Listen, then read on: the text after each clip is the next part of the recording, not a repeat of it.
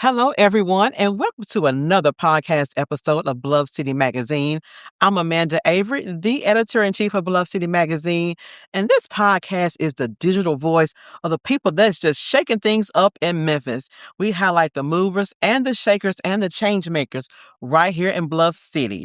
And today, joining me is just a talented, just lover of all things music that stems from it, the beautiful inside and out, Thank you. just multifaceted Keia Johnson. Oh, Amanda, that's so sweet. Keia, how are you today? I'm good. I'm excited to be here, to Yes. see you, to be in this space, and I'm grateful. I'm really, really grateful. Listen, it's been a moment. It's been a moment. It's been a moment. Yes. Listen, everyone, we featured Keia actually in our second volume, issue 8, in 2021. She was our cover feature, and I learned so many things about her, and I'm just happy to just share those things with you guys today.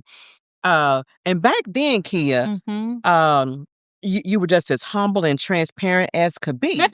And so, with your background, we know you love music. Yes, You're just a absolutely. lover of music. I am. So when you're winding down, like, what is your favorite, like, cozy spot to go to in Memphis to listen to some music and just to unwind? Oh, you would ask that question? I would. That is so. Let me think.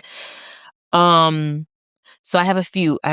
Okay. But one of my favorite places is the green room.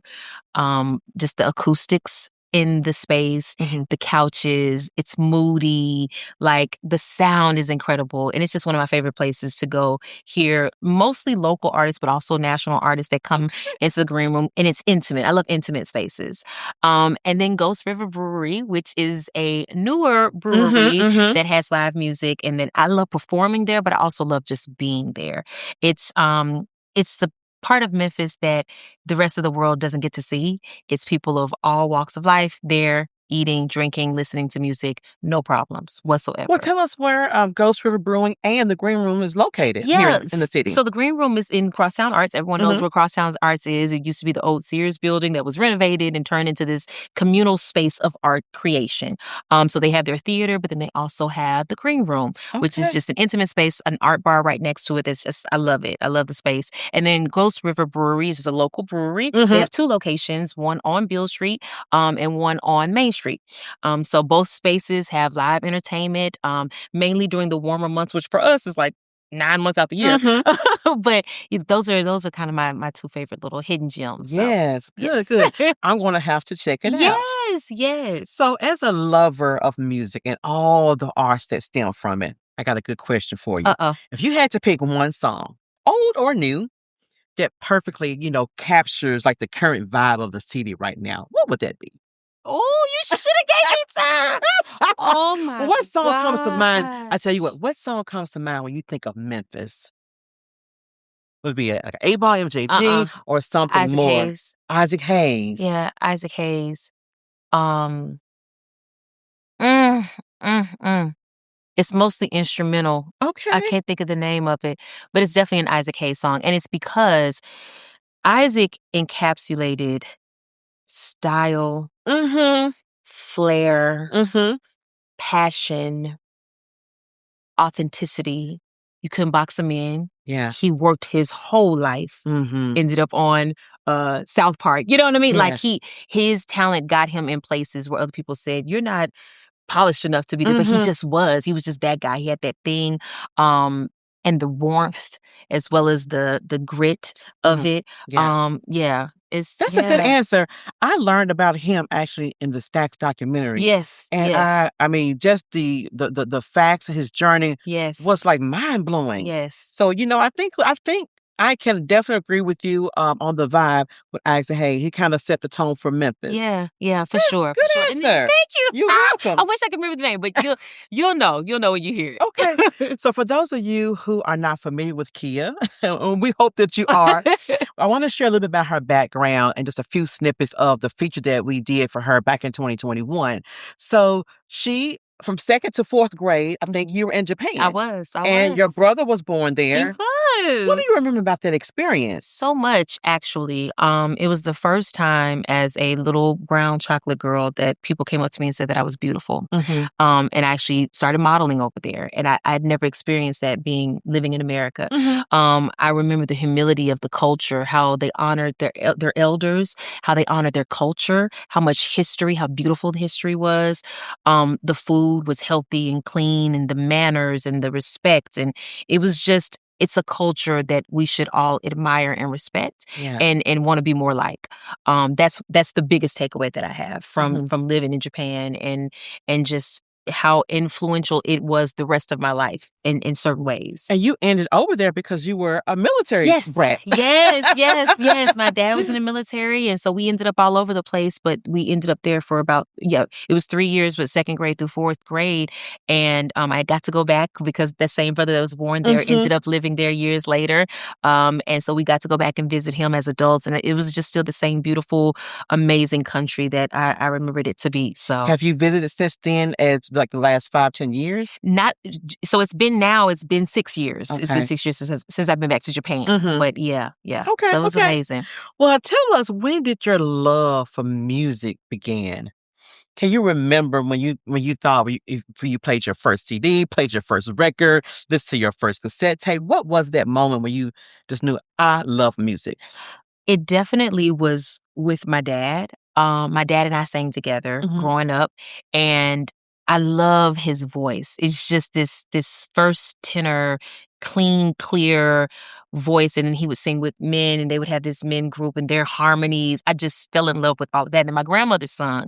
And of course, church, came up in church, and just that feeling. But it was living in Japan for sure that my parents kind of pushed me. There was a gospel-wide concert for adults, but they were like, our daughter sings, can you just let her audition? And the clinician, James Bignon, was like, oh, she can sing. We're going to let her lead. Okay. And I was just a kid, didn't know any difference. But in that moment, this audience was full of Japanese people who did not speak English. Wow. And they felt what we were saying because music transcends language. It does. That's when it's I universal. Knew. It's universal. It's the universal language. That's when I knew, I got to do this. I got to do this forever. So taking that feeling, that passion, knowing that you had to do this forever. Yeah. You were contested on American Idol. I did not do that. Okay, America. Okay, Bluff City Magazine followers. Okay. She was a contestant on American Idol. I was. But the experience wasn't all that bad. No. Because you received the golden ticket. Yeah.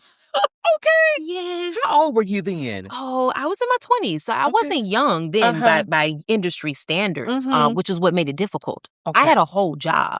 I had a full-time job. Yeah. And the only reason I even auditioned, can I be honest with you? I can tell it now. Sure. My boss at that job, he was like, you need to go to auditions for American Idol. Okay. I was like, I can't take off. So he pretty much signed you up. Yes. He said, I'll give you the days off.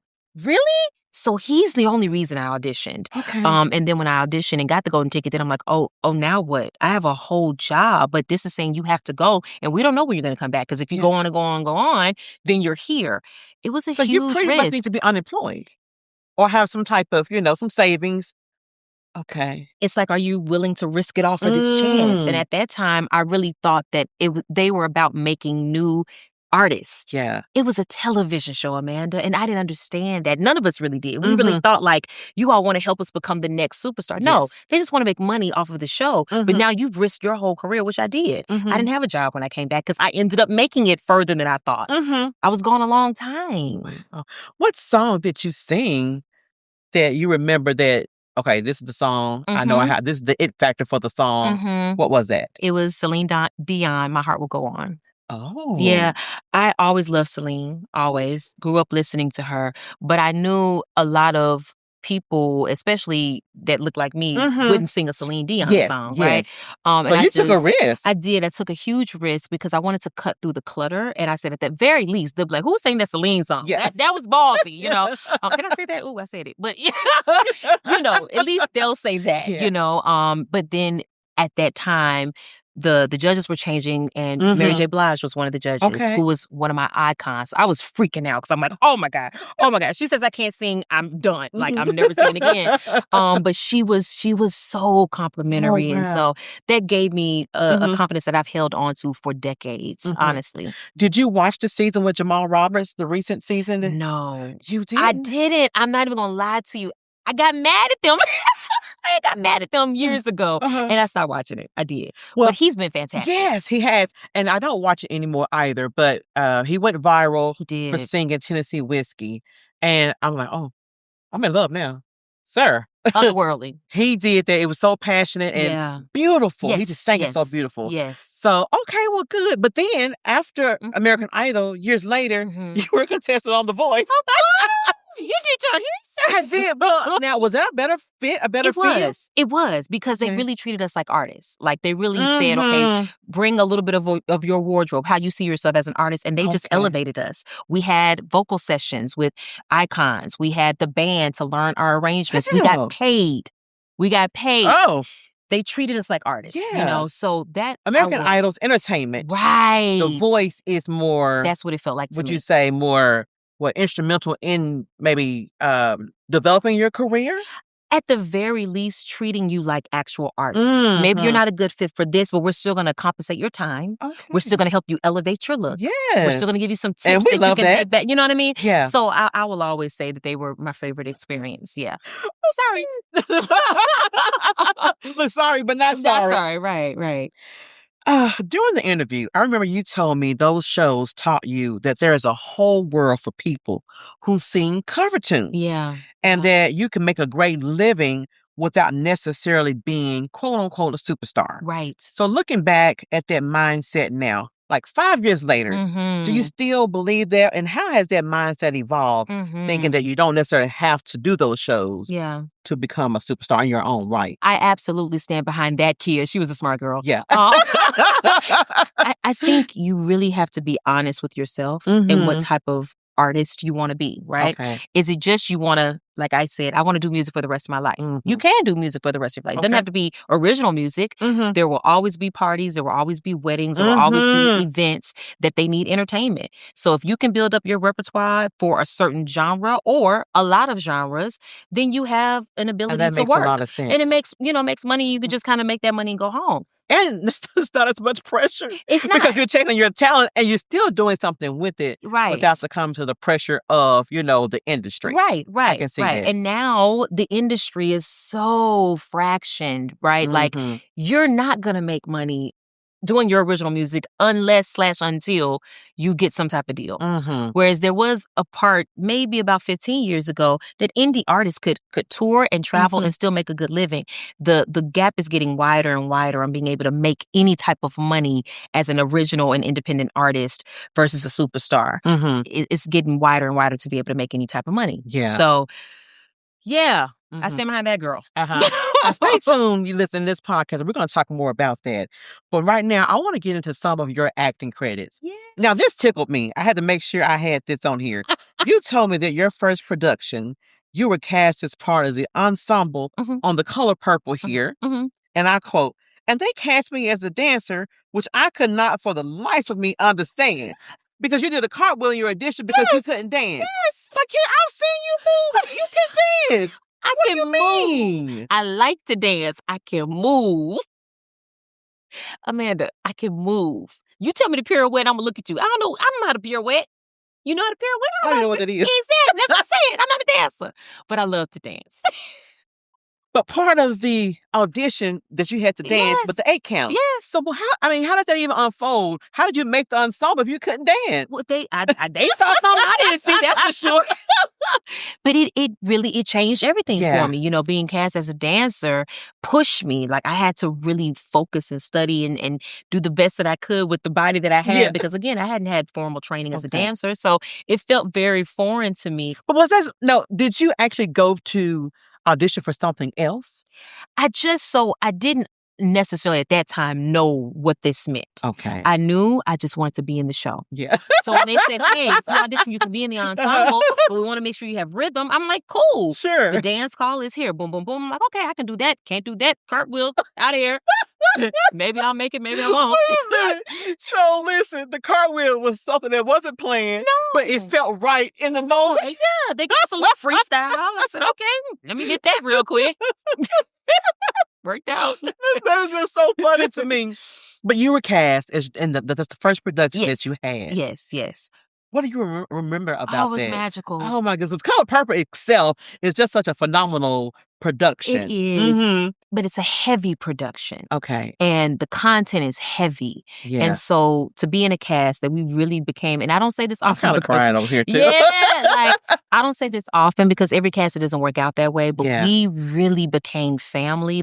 We really took care of each other. We really took care of our Celie because she had a lot of weight on her to play that role every single night. You know what I mean?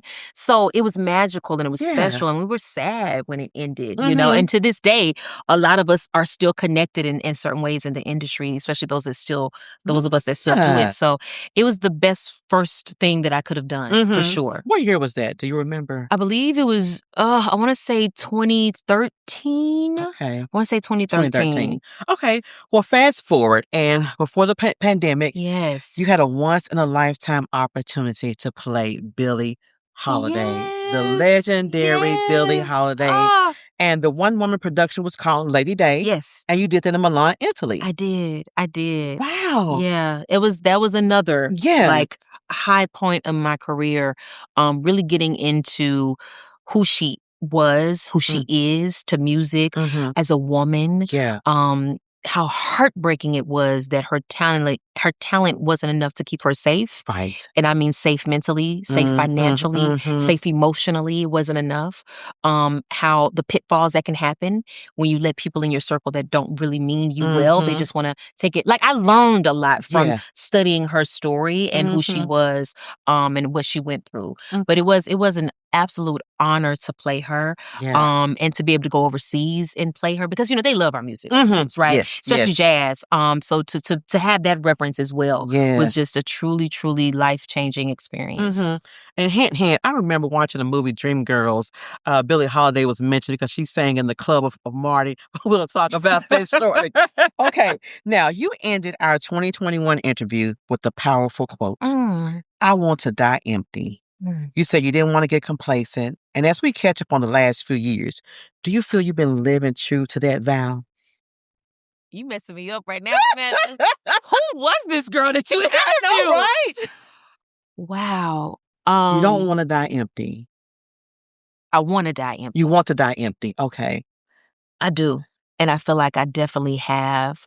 There have been so many things that have happened in my life over the last couple of years that you just realize how precious life is. Yeah. And I think that I'm honoring that girl by going after everything, by trying to be the best version of myself. I'm comparing myself to me. Okay. If other people get uncomfortable when I'm in a room, that's not on me because I'm competing with me. I want to be the best version of an artist, of a friend, of a sister, of a daughter, of a singer, of an actor that I can possibly be. Yeah. So that when I end, I can say I did everything you gave me. I gave all my talents back, and I can feel good about that.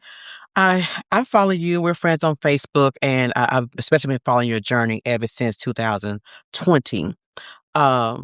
And you love hard. I do.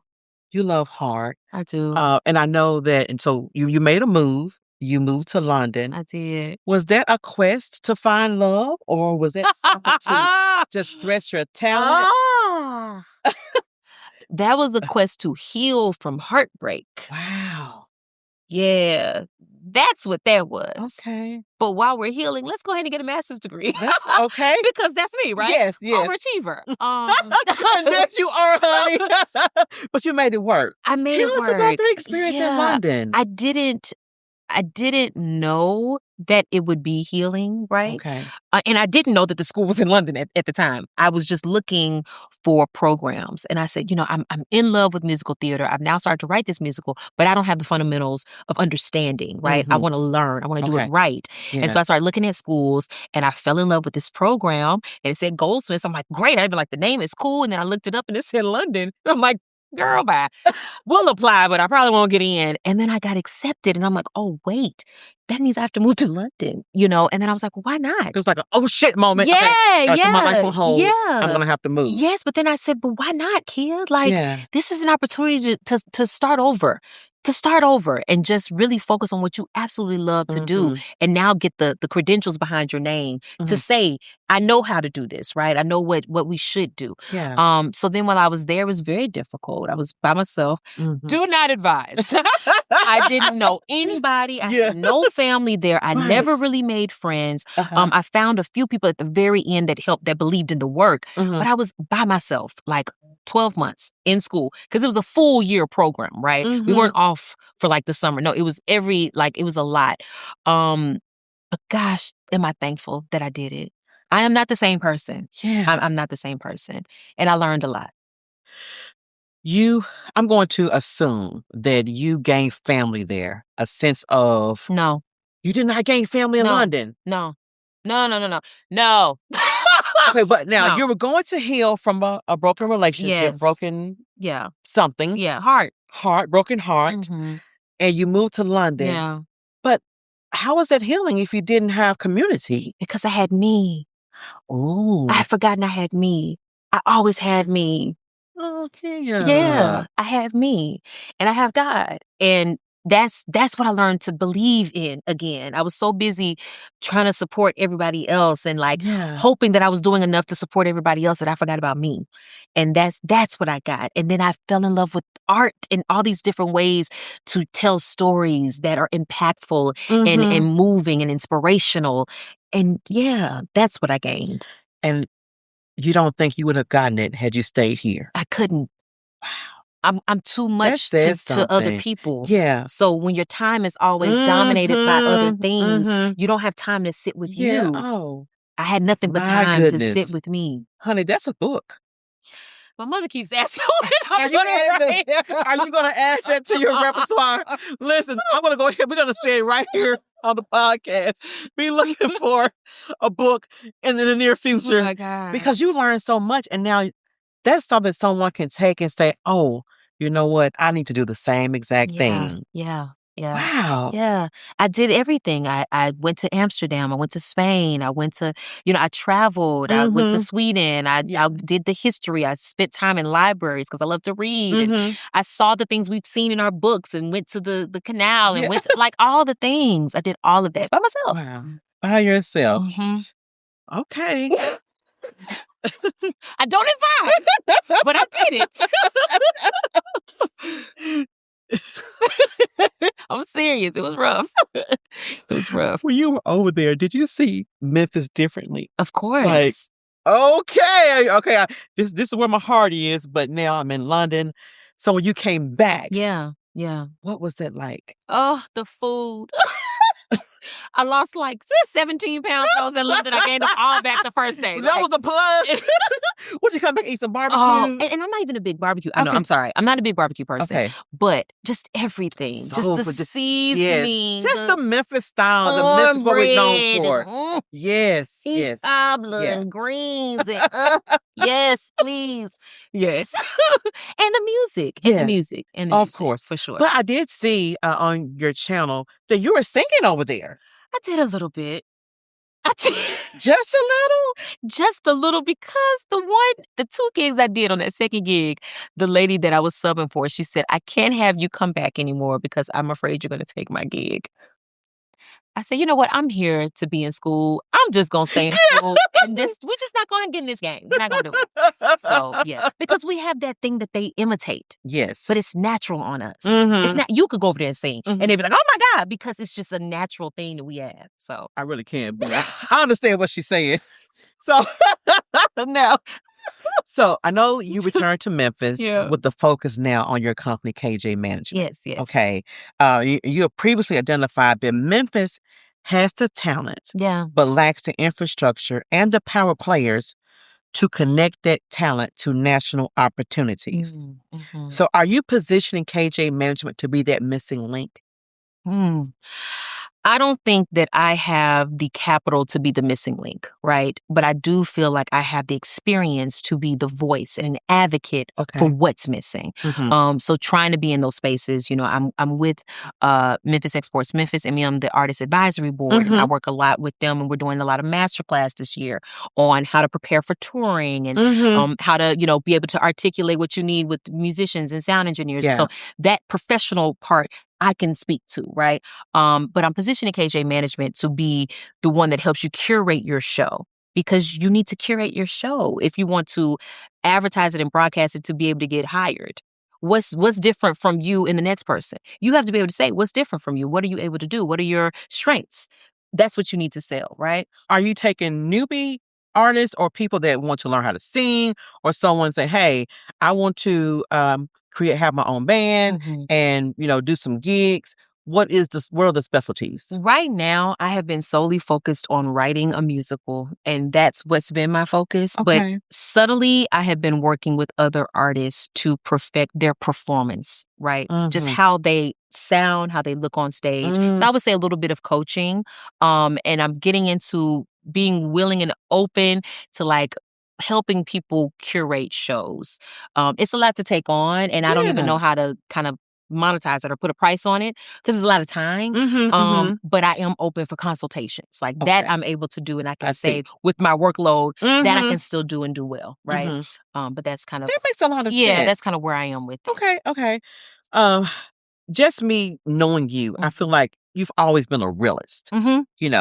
Optimistic, but a realist at the same. And I know you told me previously that you've never really made money off your original albums. And you just talked about that. Yeah. It's always like a labor of love, but the real money's in writing and residuals.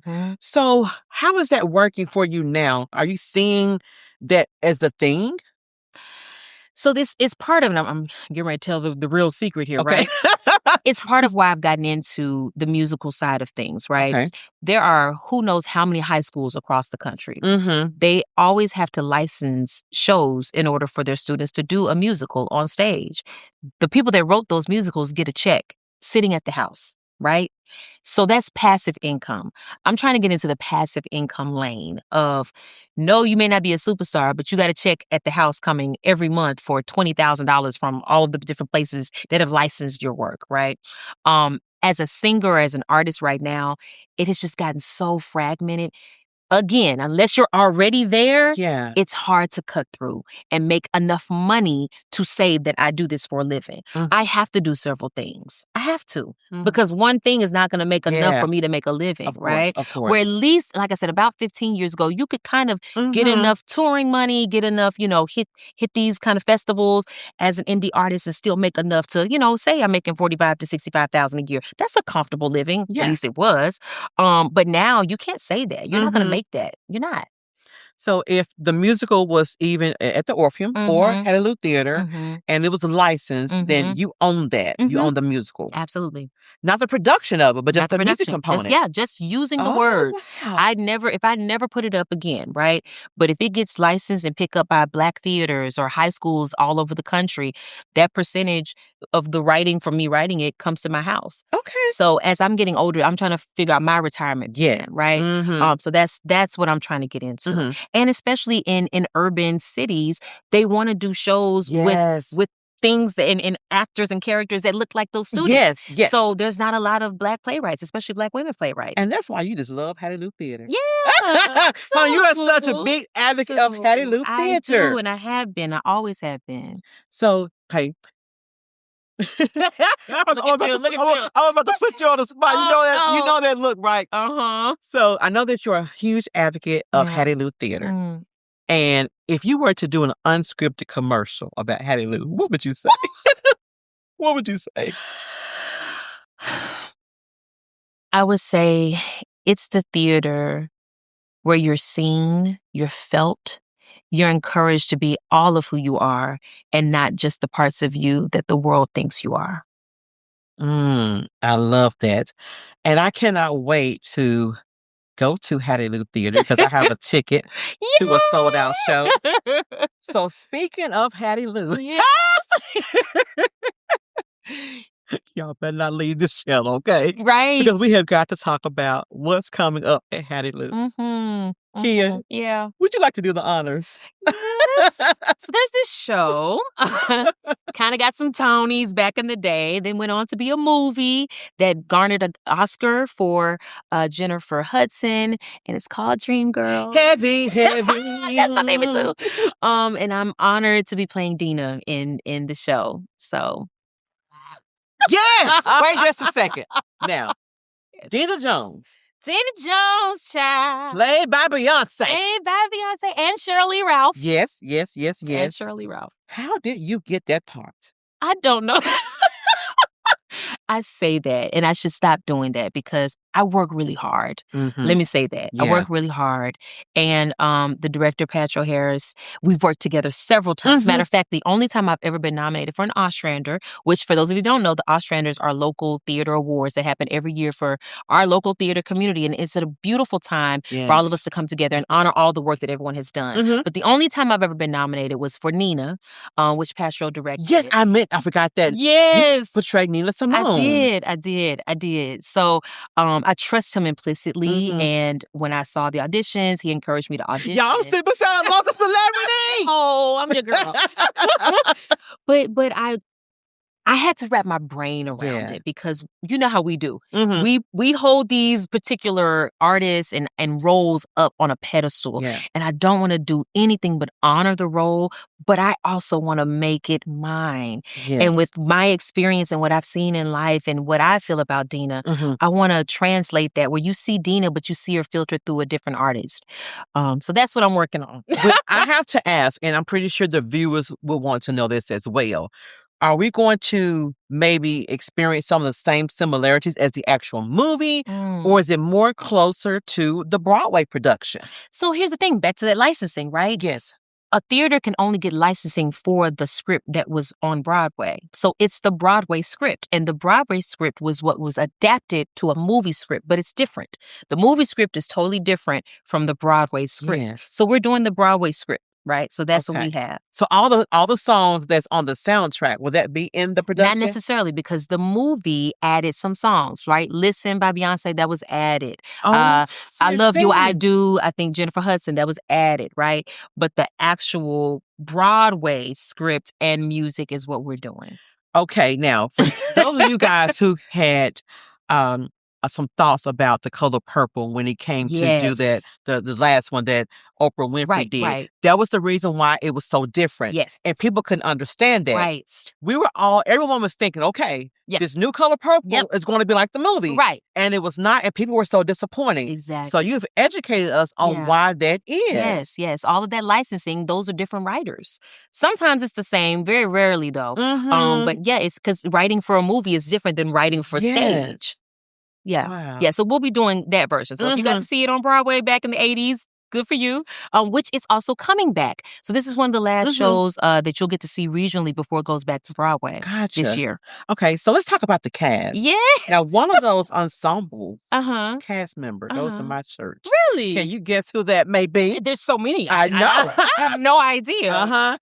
Yeah, you do know. You just got to put your thinking cap on. I'm putting it on. Yeah, you know. Okay. You know what you don't know. Okay, yeah, I don't know. Yes. Miss Deja Patton. Deja! Yes! Deja! My little Sasha. Yes. I call her Foxy Sasha. That's the name we came up with her. Yes. And she's doing our wig design as well. Really? Yes. So shout out to Deja. Did your thing. She's also an ambassador for Donna's Recipe, Tabitha Brown. Okay, beautiful. She does a lot. Beautiful. Yes. But yes, she is. She's marvelous. So listen, I got my ticket, and I'm so sorry y'all cannot go. Please tell the people why they can't go to this show. It's the whole run is sold out. It's sold out in a week. Like it's literally sold out in a week. And we are completely honored and humbled. Yeah. I don't say we, I am. I'm completely honored and humbled. And the pressure is on, right? Yes, because it means this story means so much to the community, and especially like right now, you know? So but the cast is talented. There are no misses. Honey, I cannot wait. Like I said, that is my favorite movie of all times. But I will have to fix my brain, my mind to say, okay, Amanda, this is not like the movie. Right. Don't even think about it. And just be open-minded to the production part of it. But you're not going to miss it. You're going to come in and experience something authentic that's us. And it's going to feel like Memphis because Memphis got a whole different thing. Ooh. So you're going to, I believe you're going to really enjoy it. Okay, now, you have a long history with Hattiloo Theatre. And I think we talked about in the interview, The Night Watcher. Yes. Was that something that you wrote? No. That was written by Charlene Woodard. And it was a one-woman show again, but this was after COVID. Well, it wasn't after COVID because COVID's with us forever now. But when we started to try to open back up and figure out what would that look like.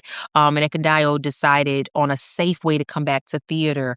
And everyone had like their own little pods. And I opened the theater up actually twice. So I opened Hattiloo up, the grand opening on Cooper with T-Moon with Once on This Island. And then when everything closed down, I opened her back up when COVID, came, and we did Night Watcher by Charlene Woodard, which was a straight play. So there wasn't singing, it was a straight play. Gotcha. Yeah, that was also very stressful. Very, very stressful.